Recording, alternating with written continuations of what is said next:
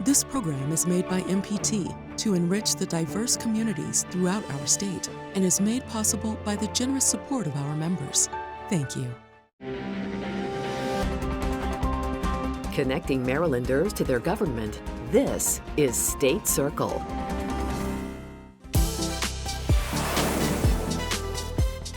Hello and welcome to a special edition of State Circle.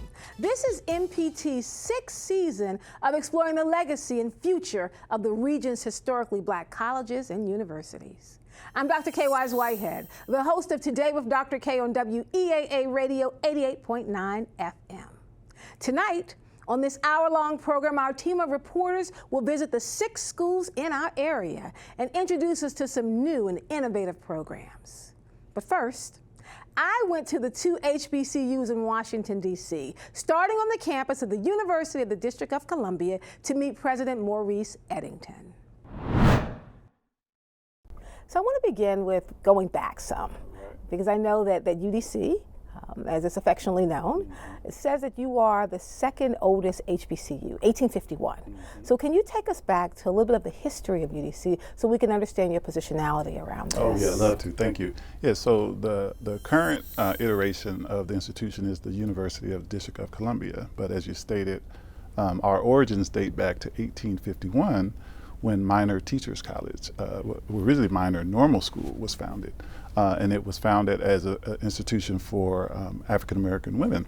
And then it evolved into Minors Teachers College with a focus on preparing teachers.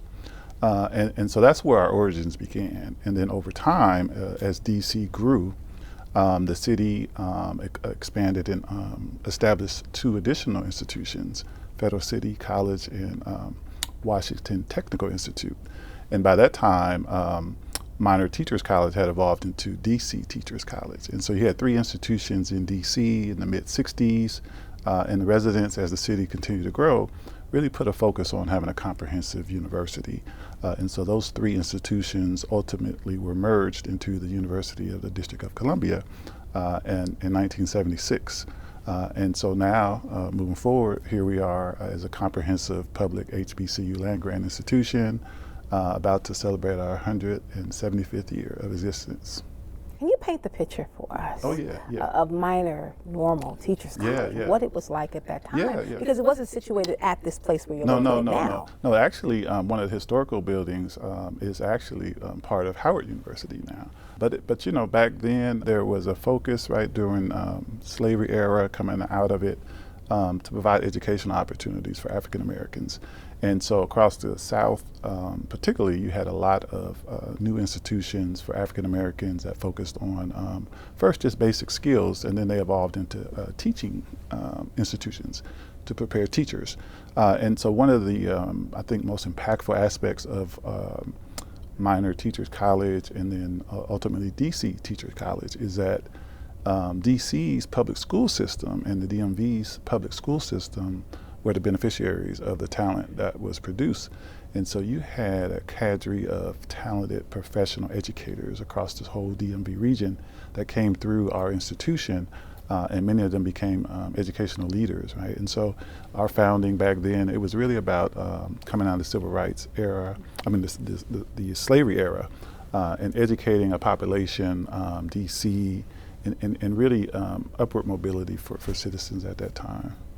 I think people don't really think about the fact that when you were founded, we were still in the midst of American slavery. That's right. I mean, it didn't end. You're talking 1851. That's right. Yep. We didn't end it till 1865 with the 13th Amendment, but you were here surviving as a place to educate really a generation of Black teachers who then were farmed out into the schools around DC.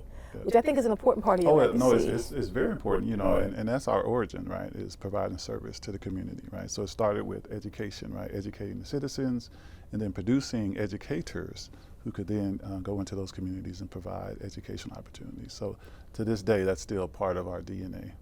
When I look at UDC and doing extensive research, I kind of see it as a stool. with kind of three parts. And so I want to break that down, because the first part is this historical legacy. Knowing that you've been here since 1851, knowing that you position yourself as the second oldest HBCU. And if you're an HBCU, or you know what I'm saying, you position yourself. There's always a little debate about who came first. I think the important thing is that we're still here. That's right. I think as the second stool is to think about the ways in which the city interacted with UDC. Because after Brown v. Board, it was the city pushing for to have the schools to come together. The normal school for black women, the school for white women, which is Washington Normal College, but coming together. Can you talk about the impact of the city changing and helping to evolve UDC? No, I think that's a significant point, because it was the residents, right, who advocated for expanded educational opportunities for citizens. And one of the key things was there was a push for an expansion outside of the field of education, right? The residents said we would like higher ed opportunities in other fields. And so through that advocacy, those other predecessor institutions were founded, right? So you had the focus on teaching, and then you had Federal City College and Washington Technical Institute. And that was from the impetus of the residents, right? Because they clamored for a broad array of opportunities. And then that same focus ultimately led to the establishment of the University of the District of Columbia, because the residents said we want a comprehensive higher ed institution in the city as a public institution. And so I think when you think about where we are and why we're here, it goes back to that service, mission, and meeting the needs of the district residents. And to your point, they advocated for this institution to be what it is. And so again, that's something that we take very seriously, right? Because if you read our mission statement, it speaks to addressing the needs of the district communities. And that's a perfect example of how the governing bodies, the local and Congress and the president, they really pushed and listened to the residents to establish this institution. Now, I know DC. I'm as native as a Washingtonian as you can be. I've been here since I was 3 or 4 years old. DC is positioned as the northernmost southern city. But there is a distinct difference between an HBCU that's kind of in the north versus an HBCU in the south. I know you're from Fisk, you're down in Tennessee. Can you talk a little bit about something that makes UDC so distinctive because it's positioned in DC, in the nation's capital? Yeah, no, I think that's a good point, because, so I attended Fisk University in Tennessee, and was employed at another institution in Florida, another HBCU. So there's a stark difference. One of them, in terms of where UDC is positioned compared to schools in the Deep South, is one we're in an urban center for America. And so we're kind of on the dividing line between the southern region and then the northern and the most populated region of the country. And so you have a very strong urban focused environment here, flavor, whereas in the South, most of the institutes are rural, right? And so a lot of the students in some of the more southern HBCUs, they grow up in rural environments, right? And then so in those local communities there, the HBCUs are centerpieces. Here, we're in an environment surrounded by several other higher ed institutions in an urban environment, right? And so one of the biggest differences when you think about a UDC and our HBCU identity, we're very focused on meeting the local needs, workforce needs, right? A very strong connection, probably more so than you would see at a more traditional HBCU in a rural setting.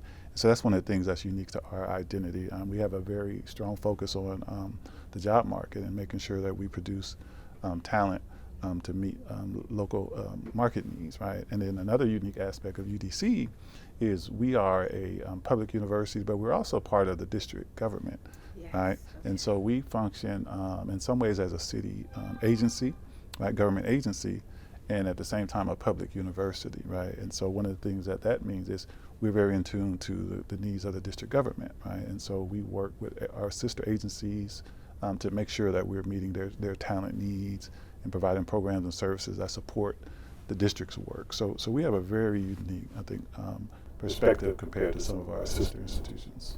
I also want to add, kind of as the third stool, the fact that you are now celebrating 175 years, which means you have survived through the Civil War, you survived through the nadir of African American history in the 1920s, you survived through the Civil Rights Movement. I'm thinking about the impact of the assassination of Dr. King on the city itself and what was happening in and around the city. You've come through all of that, and you're still standing. That's right. So can you talk a little bit about how you draw on the past that's really rooting you in the present, but also preparing you for the future? Yeah. You know, so one of the things that I talk about a lot is UDC's history is DC's history. Our trajectory really closely mirrors that of the city if you look at the history. And so the time periods that you just described, right, and the fact that this institution has survived, I think is rooted in something I referred to earlier, is that mission around meeting the needs of this local community. And so DC has grown significantly, right, over the last 30 years, in fact, right? It's evolved significantly, obviously during our 175 years of existence, but through all the high-level changes and evolutions, through changes in demographics in the city, change in policy, right, federal, local level, going through slavery, civil rights era. One of the things that's been very consistent about UDC, and it speaks to why we're still here, is we really focus on addressing the educational needs of district residents.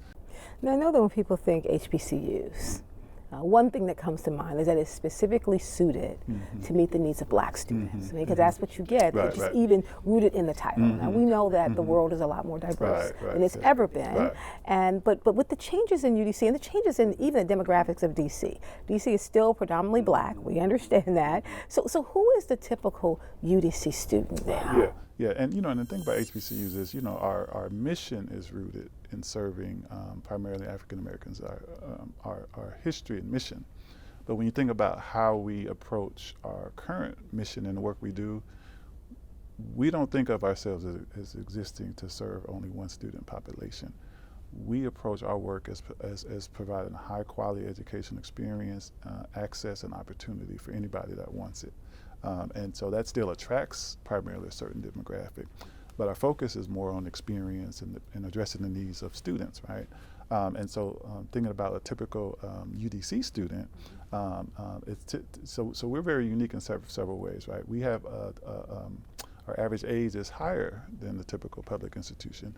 So our demographic shifts slightly higher because we have older students. A significant fraction of our students are older students.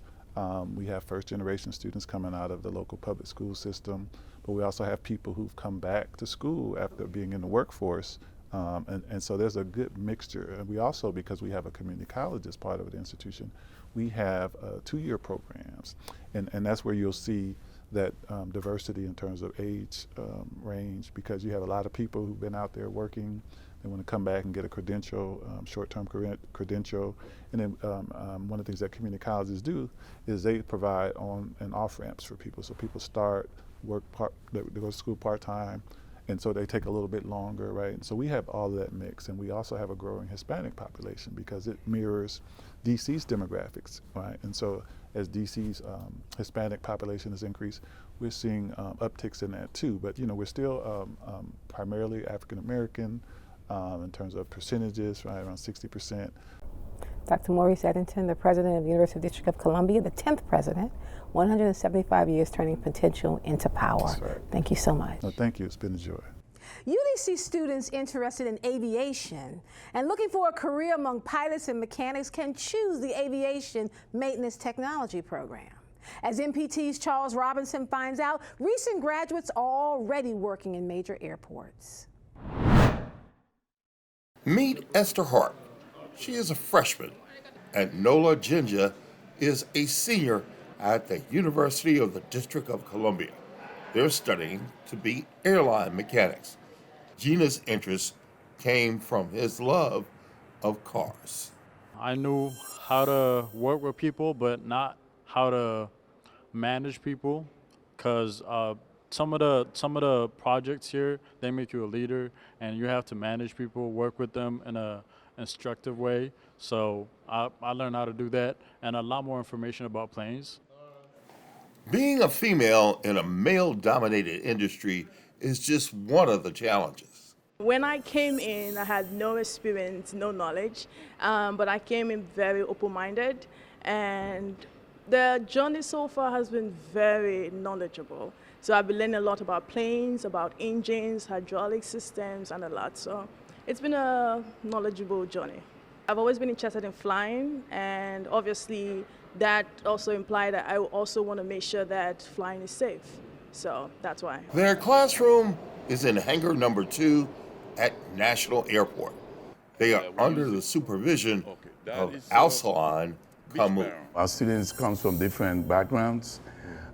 We have students who are currently working at this airport. They've been out of school for a minute and they're still working at this airport. Some are coming from baggage, customer service at the airlines here at DCA and Dulles Airport.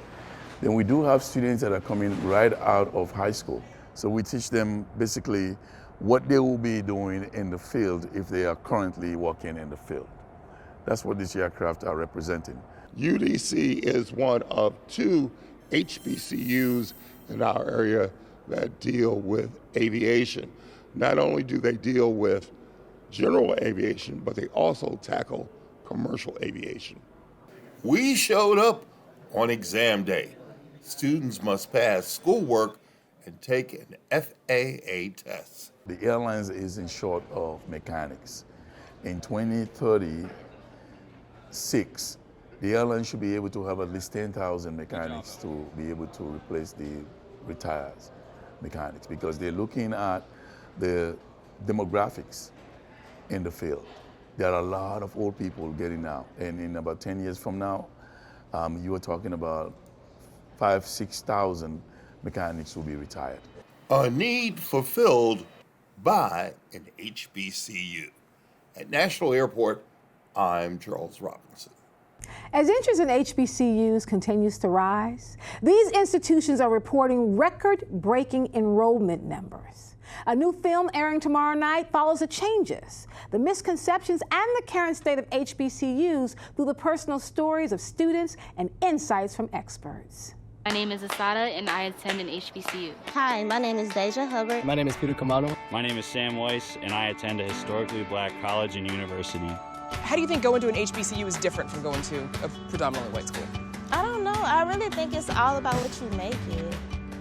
I wasn't used to being in an environment that was so black, I guess. You never really know what HBCU has until you look for it. Opportunity, access, and uplift. The evolving legacy of HBCUs airs Saturday at 8 p.m. on MPT. Now we're going to learn about some new programs at the 4 HBCUs located here in Maryland. First up, MPT's Nancy Yamada explains how Coppin State students are learning to procure, protect, and analyze patient health records. It's traditionally been known as managing patient records or patient data. You may understand medical records, but over time it's evolved. Coppin State University is the only school in Maryland to offer an accredited baccalaureate and master's degree in health information management. Chairperson Dr. Mona Calhoun says it's a multifaceted degree that gives students lots of options in the job market. It's evolved into more than just managing the information. Our students learn skills in data analytics, research, reimbursement, billing, coding, privacy, security. The interesting challenge for students is that the industry is constantly evolving and is influenced by federal and state regulations. There is regulations around the standards of how data is used, how it's maintained. That goes into the informatics side of our profession. Information is what the patient brings, what they are when they come into the hospital. It's the information we collect on them. But how it's used, how it's collected, how it's stored, that's the informatics side. So our students are getting the best of two worlds with this profession. They can go into the management of the information or the informatics side, which is more of the technology and electronics and systems analysis, data analysis, how we use the information to make decisions in our healthcare industry. Currently, there are 56 students in their program. Jacqueline Karina, a native of Kenya and mother of 3, is a senior. I like it because it has wide variety of opportunity, careers, whereby I can be able to choose to work in any field. Beyond collecting the data, students are also learning how to protect patients' private information. It's one of the greatest challenges in the industry. You should secure the information of the patient because you don't want it to be leaked out. It should be well saved.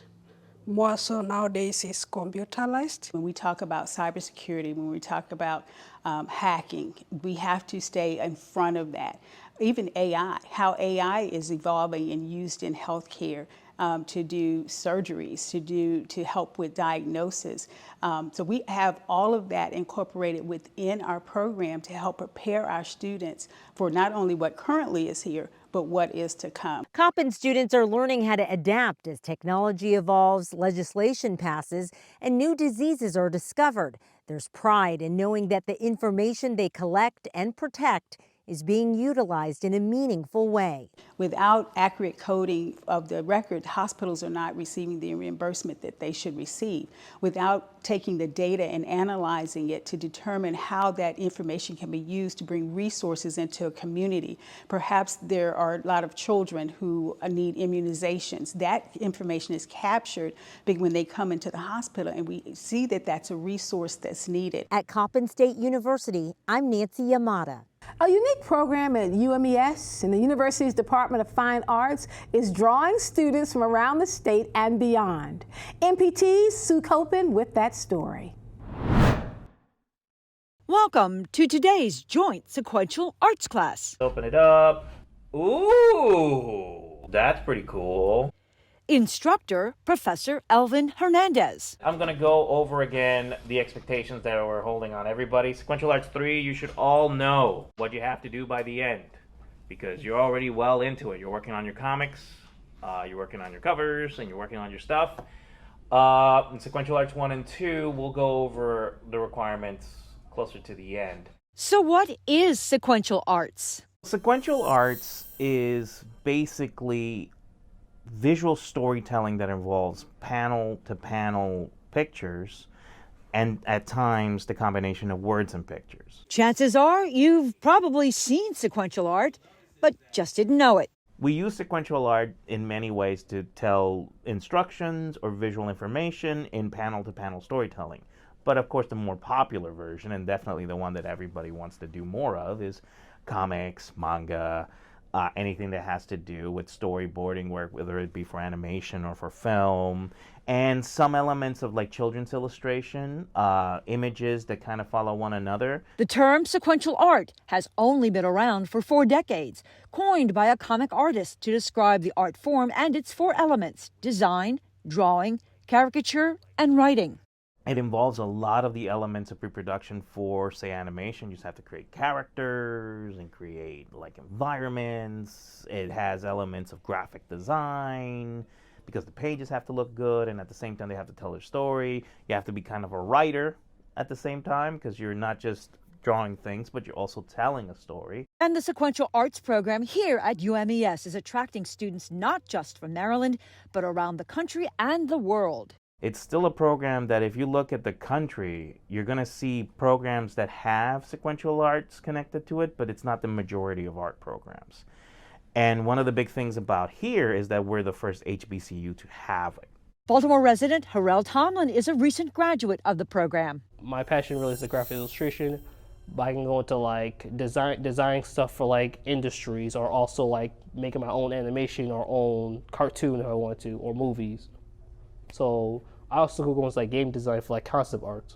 There's a lot of things I can do, so I'm just seeing where my art can take me. Prince George's County resident Jordan Gary says the UMES program provides some important career opportunities. The fact that we can actually go to the comic conventions and we were able to sell our work at the conventions and act as actual working artists in the industry, so that was good. Professor Hernandez says this is a program with great growth potential. And, well, I want us to get huge. That's always something I want to, like, the growing too fast is a positive problem to have. We'll figure that out when we get there. It is a program that keeps growing every year, so that is always a positive. We're working on getting a master's going here as well, because I think that one of the things that we definitely see is people wanting to pursue that further education in sequential. At UMES, I'm Sue Copen. Less time and lower cost. That's the goal of a brand new one-year master's program at Morgan State University. The online course will help teachers meet the requirements for state certification. And as Sue Copen tells us, the offering will also provide an alternative career for displaced federal workers. Welcome to the first day of orientation for Morgan's new streamlined Master of Arts in Teaching program. You all are in an accelerated program that's going to be demanding because you're also going to be going to work every day, right? And it is important to have community when you are doing something that is really demanding because you can share ideas with one another, which we're going to be encouraging you to do. And so we need to build that community. The idea for Morgan's accelerated program, which usually runs for 2 years, started with Dean Glenda Prime. One evening when the idea occurred to me, I sent a quick text to my president and I said, what if I started a program that would assist federal workers in finding a new position, finding new employment, and at the same time addressing the problem of teacher shortages? Do you think it's a good idea? And he sent back 3 words, a terrific idea. And the plan came together just as the state was preparing to launch a grant program to help displaced federal workers transition to new careers in education. Morgan was awarded one of those grants. We have not had as large a number of federal workers as we had hoped, but I think that this, if we consider this as a pilot year, and the word gets out that we are doing something that will get them employed and making a really great contribution to the state, I think that number will increase. The dean says federal workers bring much to the education field. They would have content knowledge because what we're doing is accepting into the program displaced federal workers who have degrees in areas of the curriculum that we're interested in. So people who have STEM degrees, people who have mathematics degrees, people who have degrees in the social studies. So those are areas that overlap with the school curriculum. For the veteran teachers now enrolled in this new program, which features both online and hybrid classes, the savings in both time and money were major factors in signing up. Just having the ability to get a master's degree and do it, considering the financial burden and the time, I think this just was an amazing opportunity, right? To be able to get all of that experience in a year and be able to do it around, these great professors and around these great, academics. For Sheer Nagari, an art teacher at Parkville Middle School, but who was not an education major as an undergrad, joining this first cohort was an important step forward in her teaching career. I had my conditional certificate, and Baltimore County Public Schools was like, hey, if you want to keep teaching, you need to enroll in a program and finish it within a year. So this timing of the program being shortened actually is benefiting me, and it's basically giving me the ability to teach longer than the 2 years that they originally had hired me for. Dean Prime says this accelerated program could well become a larger part of Morgan's future. We are committed to ensuring that there's no change in the quality of what we offer. So we have to think innovatively and intentionally about how we structure these. But that's a model. So this program can be a model for what we will do across the university. At Morgan State University, I'm Sue Copen. At Bowie State, students are blending the technical precision of computer science with the creative expression of visual arts. Here's Nancy Yamato on the virtual reality and gaming program. The traditional gamings or traditional games allow the gamers to interact with the models and with the story from behind the character, through the character. So, but with VR systems, incorporating that into this gaming field allows the player to be the character. There's a mirror, there's someone there with me as well, and I have like a living room section with different people. This Bowie State University graduate student isn't just playing in a virtual reality world, she's creating it. That's part of the curriculum in the virtual reality and gaming program. Bowie State is the first HBCU to offer this Bachelor of Science degree. So we're looking at one of the platforms that we developed to help students be more engaged. Graduate student Ruth Agata shows us how learning about coding, algorithms, and 3D animation and visualization can be used for far more than entertainment. Their computer science skills are being utilized in education and in the healthcare field. It has definitely evolved into being more than just entertainment, because as we have come to understand, if I can get fun out of it, cool, I can get fun out of a thing. But what else can I do with this thing? Because I want to integrate it into every other aspect of my life. It's proving to be especially useful for patients with mobility issues. It's used in rehabilitative care for people with Parkinson's. So helping them perform specific set of short exercises in short bursts to help them increase the range of motion. This industry is rapidly changing in large part because of AI, or artificial intelligence. Students are being encouraged to embrace it because it's here to stay. They continue to push the boundary between realism and created work, and it can be really, really fantastic for this field, because when gamers try to access any kind of game or play any kind of game, one of the biggest things for them is how realistic the characters look, how realistic the models look. For example, when people do the hand gestures, we want to use AI to capture the real lifelike animations for the real human that apply to the 3D animated character. Professor Jay Yin expects the program will be even more popular, given that the global market size for extended reality is expected to grow 34% annually until 2033, according to Dimension Market Research. The estimated value of the industry is expected to reach $25.3 billion. With integrating AI into this space, we now take an already established field, an already burgeoning area, and working towards adding a little bit of intelligence in it. How do I offshoot some of these tasks that would have been done by a person? How do we intelligently come up with a solution? While AI can increase their efficiency, students point out it can't replace their problem-solving skills, critical thinking, and creativity. At Bowie State University, I'm Nancy Yamada. Higher education scholars and experts celebrate HBCU's ability to develop leaders.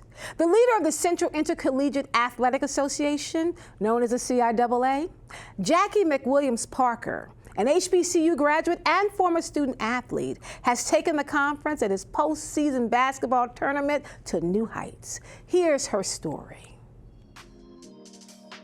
I am a Rocky Mountain girl. I was born in Colorado Springs, Colorado at Fort Carson. My dad was in the military. I'm 56, so think about in 1972 when Title IX became an important piece of written legislation to allow women to have access to education, and then sports became a part of that, right? I was a little girl. I remember my mother had me so active, and I don't know if she knew about Title IX. I just know that I played everything. I bowled, I was a gymnast, I jump roped, I skate. I did all the things, activities, and we moved so much so I never could just lay in. But I remember when I lived in California, they didn't have organized sports. They had track. You can join the track club, and them women could run really fast. And I thought I was fast until I got out there with them, but it was competitive. I graduated from high school in Colorado Springs, but because of the military, we've lived in Germany, Southern California, and then back to Colorado. My family's from Mississippi, so that's the southern roots where I spent all my summers when I was not in the locations that we lived. Very country girl in a sense, but I love the city. So I had a chance to explore and travel a lot as a kid. Folks would say, how did you come from Colorado all the way to Virginia? We didn't have the internet in the same way, so it was encyclopedias and looking on the map, and working with my vice principal, who is from New York, and really encouraged me to think about going to an HBCU.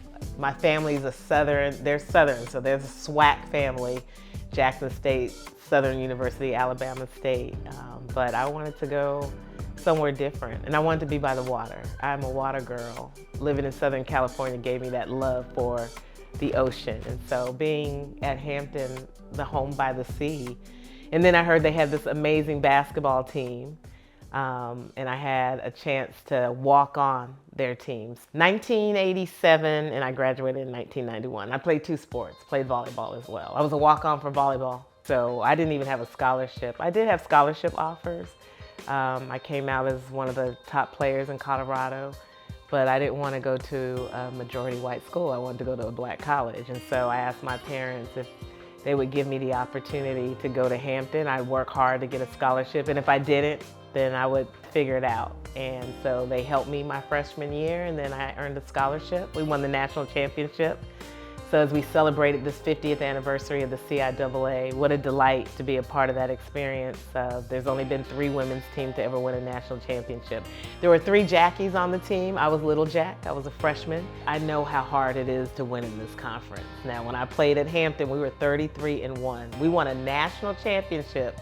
We were kicking people's tails by 20 and 30 points. Well, one game we lost in the CIAA to Virginia State. And then when we played them in the first round, we kicked their tails, just like that. You're battling. You're battling with yourself, you're battling with your team, and you're battling what's on the court.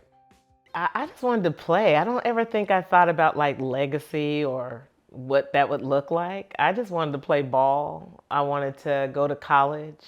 And so to go there and play, for me, I'd be the first. There's 2, my sister and I, she's deceased, but I would be the first of my parents to go to college. So I'm a first generation for my parents to actually go to college and get a master's degree. So when you think about legacy, I got to do something different for my family. You can catch the entire story of the impact of women on the CIAA's success in the encore presentation of Inside the CIAA Her Story, airing this Sunday at 6:30 p.m. Now back to D.C. for a visit to Howard University and a conversation with Provost and Chief Academic Officer Dr. Anthony Wuta. So I'm excited about having this conversation and really trying to understand how Howard has become a name that's synonymous when you think of HBCU. So why don't we take it back to come forward? Can you talk a little bit about the historic founding of Howard University in 1867, only a few years after the ratification of the 13th Amendment? What was happening on the campus and how did it get situated? Sure. Well, Howard, as you had mentioned, was founded in 1867, shortly after the end of the Civil War. And we were founded, really the idea about founding a university to help educate newly freed slaves started during a prayer group meeting, developed into the idea to form a university, not a school for preachers, not a school for teachers, but a full-fledged university. And we were chartered by Congress in 1867. And the rest, as they say, has been history. Which has been very interesting when I think about your work with Thurgood Marshall, who's come forward, Vice President Kamala Harris. You've had quite a few notaries come through this university. Can you paint the picture of what it was like at Howard University when you first got started?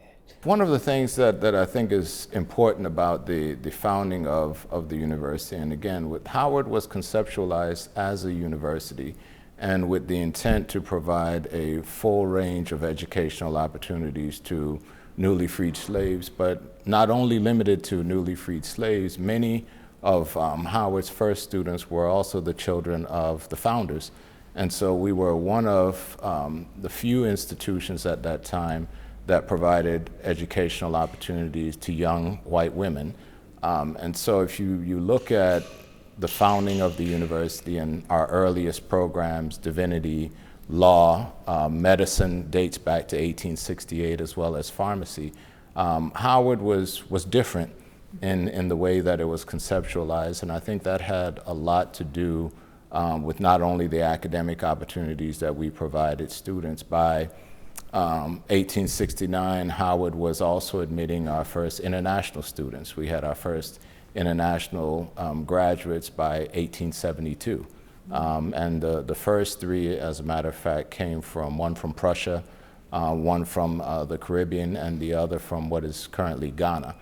So Howard has also been an international institution, really almost since the inception of the university. Can you talk a little bit about how you were able to distinguish yourself?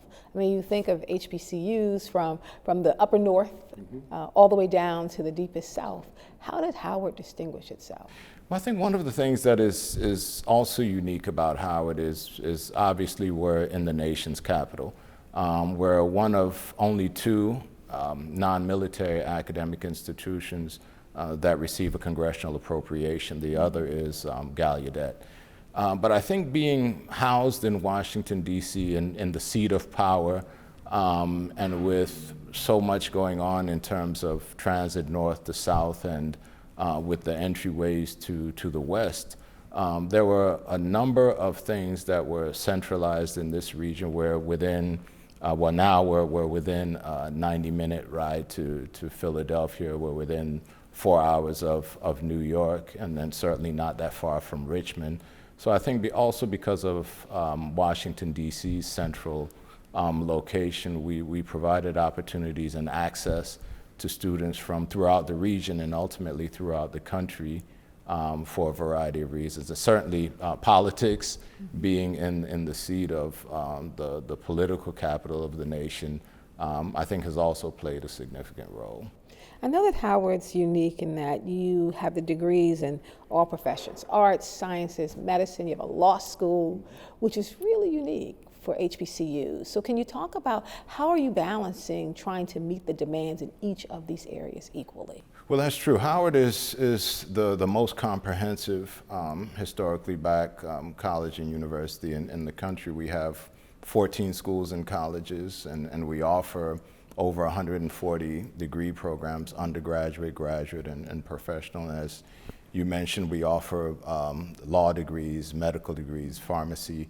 We have the only dental school in Washington, D.C. We also have social work program, as well as a wide range of undergraduate programs. So I think that broad range of options that we provide to students really also makes Howard unique for an undergraduate student who may have the goal of becoming a physician. We have a hospital on campus, and we have a medical school for a number of our young people who have interest in law and may major in political science or history or strategic and legal communications, but they also have access to the law school. We have a divinity school, which is also unique, and when you look at that range of programs and the range of options, we also house WHUR, and we have a television station on campus. And so we provide a wide range of options for students and ways for them to consider how what is their place and how they fit given their particular areas of interest. And I think another thing that's very interesting about Howard as a class act as an HBCU, you're able to pull in certain people to work with you. I'm thinking just recently, you have Sherlyn Ifill-Hill, you have Ta-Nehisi Coates here, you have Stacey Abrams here, you brought in Felicia Rashad. Like, you seem to be leveraging either your popularity or your big pockets to be able to bring in people of that caliber. Talk about the impact that has on the student body to have those folks on campus actually teaching classes. Sure, we've been very fortunate in that we've had a number of alums who've gone on to be successful and do great things and have an interest in coming back and sharing their experiences with our students. I think we've also done a good job of attracting scholars from a wide range of fields, from politics, from medicine, fine arts and entertainment, business. And that really creates a unique mechanism for our students to learn not only from our outstanding faculty, but also from scholars that we have been able to recruit, others who have sought Howard out because they see the uniqueness of the experience that we provide to students. And also having that broad range of disciplines is attractive to a number of scholars who would like to be able to bounce ideas off of other individuals who are leaders in their own disciplines and fields. Now, I know one thing that people have always kind of complained about is getting alum to be able to give back to the university. That doesn't seem to be an issue here at Howard. You have the alumni who are actively involved both financially and physically coming on campus and feeding into the lives of students. How do you bridge that connection between those who are going here and those who have gone here? We do have a very active alumni network. Our Alumni Association is very active, and we have active chapters. Not only throughout this country, but also in the Caribbean and in Africa. And I think our alums always want to be encouraging of our students, have things that they want to share in terms of their life experiences. And certainly we have a number of alums who are our adjunct professors or who may serve as preceptors in our health professional programs. And that willingness to really share their experiences and help to provide opportunities for our students is always invaluable. One of the things I think when I look at Howard, you had another milestone moment over the last year. I know the major one, of course, is Vice President Kamala Harris and her push toward the White House. Even thinking about being on the campus of Howard University that night and the excitement and electricity around campus. It was magical. Just even in the moment, it was just so magical. But there was another big milestone moment for you, becoming an R1 university. Yes. I want you to talk a bit about that because that is absolutely huge in terms of being the first HBCU to reach that level. It is very significant for us. Howard was actually had an R1 designation a few decades ago, and so this was critical for us to regain that designation as a leading research university. We have outstanding faculty who are doing excellent work and research in medicine and health sciences, in the social sciences, and the R1 designation was really the sort of the icing on the cake, and it helped to validate the work that we have been doing over a number of decades to provide not only enriching didactic and classroom experiences for our students, but really our faculty being engaged in research that is critical and important in areas that are of significant value and importance to our community. And so, regaining the R1 status is important not only for our faculty, it's important in terms of recruiting high caliber students, but it's also important in terms of continuing to do the work that is of significant interest to our faculty, and certainly also being able to obtain research funding that will help to underwrite that type of research that we want to continue to do. But the work to build is never done. Oh, no. So it's always continuing. Can you talk about some of the building projects that are happening on the campus here? Yeah, we just recently completed a significant renovation of Minor Hall, which was formerly Miners Teachers College. It now houses our School of Education and the Middle School for Math and Science, which is housed on campus. We're still in the process of constructing a new tower for the hospital, which will hopefully will break ground in the next year.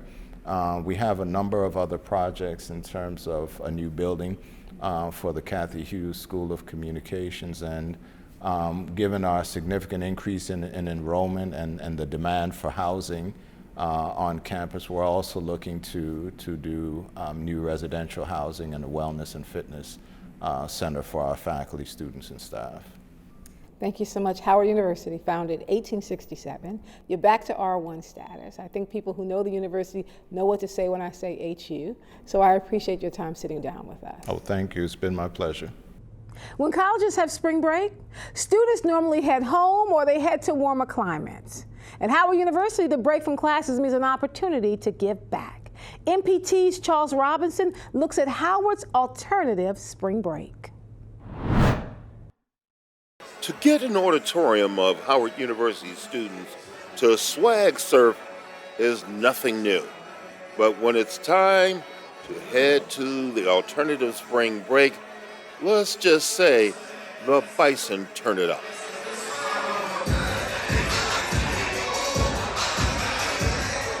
Our students forego their normal spring break, and we go into communities and offer services in those communities every spring break. So when we say alternative, we're not doing the normal spring break trips. We're actually going out into the community to serve across the nation. The buses lined up at Howard University are headed to various communities across the country. It's part of the school's alternative spring break. In 1994, the school decided to tackle disaster relief in Lumberton, North Carolina. Things really came into focus during 2008. Hurricane Katrina hit New Orleans. FEMA suggested the students delay coming to the disaster area.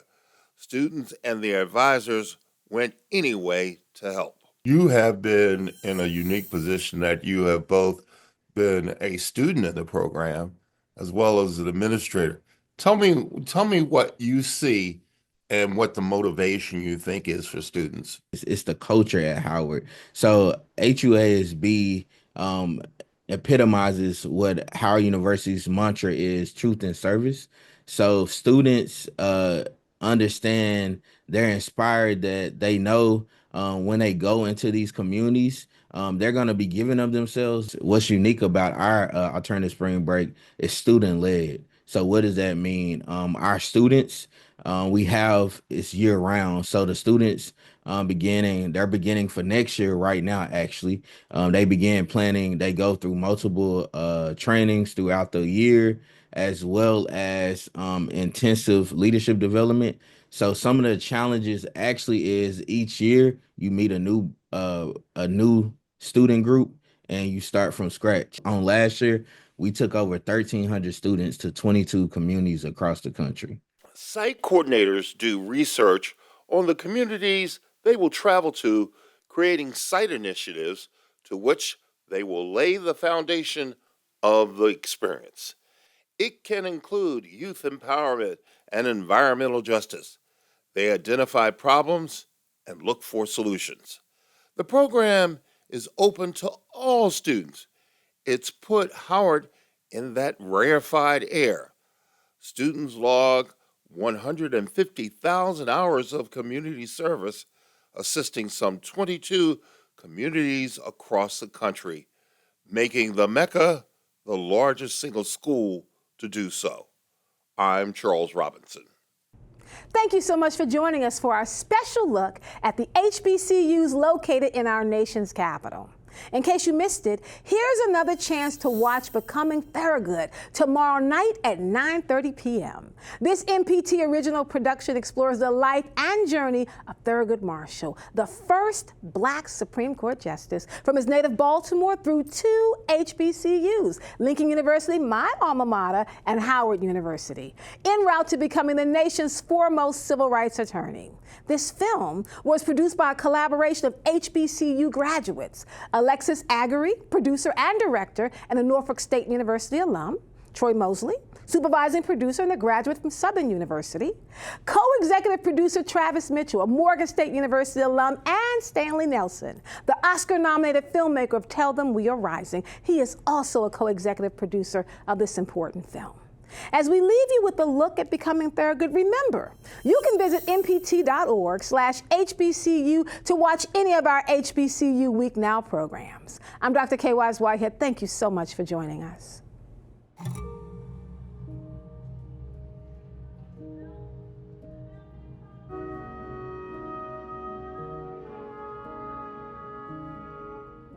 This is Harlem.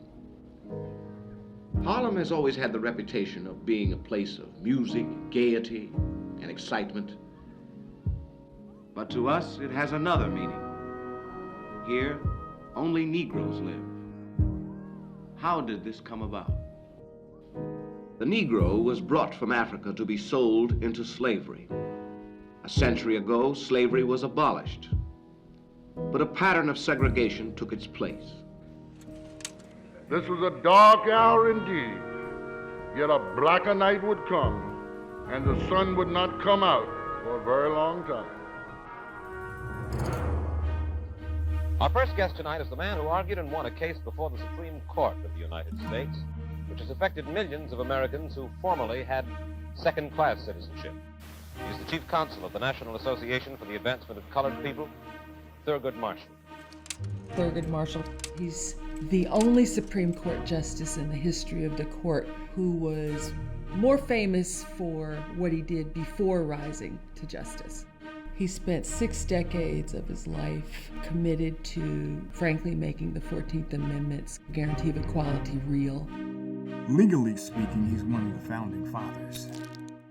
We all know that after the Civil War, Congress ratified 3 amendments that we think of as the Reconstruction Amendments or the Civil War Amendments, the 13th, the 14th, and the 15th Amendment. The 13th Amendment abolished slavery. The 15th Amendment said that you cannot deny the right to vote based on race. The 14th Amendment is kind of the centerpiece of it. The 14th Amendment was designed to wrap black people in citizenship and having the same rights that white people do. This was created for the purpose of overturning the Dred Scott case, which had made black people stateless people, because the Supreme Court in Dred Scott said that black people could not be citizens. But we also know that there was the backlash and that Reconstruction unraveled within 20 years, culminating in the 1896 Plessy versus Ferguson decision in which the Supreme Court said separate but equal is constitutional, which basically pardoned the concept of Jim Crow, which we lived with for 70 years thereafter. Nor were the advocates of white supremacy content to have all the wealth and all the votes and all the law on their side. The Klan was revived, lynchings increased to extraordinary numbers, and race riots erupted all over the country. Racemen like Thurgood Marshall felt compelled to fight this caste system and devote their lives to it. The law has been the first part of the civil rights movement. Before somebody like Martin Luther King Jr. came along, you had to sue for the right to do what Martin Luther King Jr. was doing. There's no one in this country who hasn't been touched by Thurgood Marshall's genius. What is striking to me is the importance of law in determining the condition of the Negro. Just realize, he was effectively enslaved by a law which declared him a chattel of his master. He was emancipated by law, and then disfranchised and segregated by law. And finally, he is beginning to win equality by law.